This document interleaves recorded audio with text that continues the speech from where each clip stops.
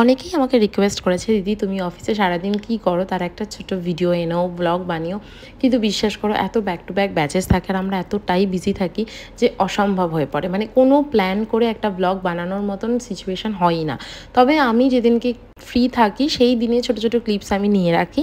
যেরকম আজকে আমরা সকালে এসে অফিসে পাঞ্চ করার পরে সবার প্রথম আমাদের গ্রুমিং চলে, মানে নিজেদেরকে রেডি করা। অ্যাজ আ অ্যাস্থেটিশিয়ান নিজেদের রেডি হওয়াটা খুব দরকার। তারপর আমার ঘরে একটা ছোট্ট অতিথি আছে যাকে আমি এসে সকাল সকাল জল দিয়ে দিই, তারপর ব্রেকফাস্ট অ্যান্ড অবভিয়াসলি সকালের একটা সুন্দর চা, যেটা না হলে সকালটা যেন স্টার্টই হয় না।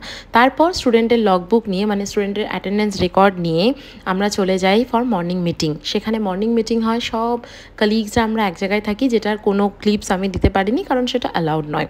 তারপর আমরা সারা দিন ক্লাসেস করাই, ইন বিটুইন ক্লাসেস আমাদের মিটিংও থাকে, আমাদের প্র্যাকটিক্যালসও থাকে, সব কিছু অ্যারেঞ্জ করে সারা দিন ক্লাসের পরে এই চাটা অমৃতের মতোই লাগে।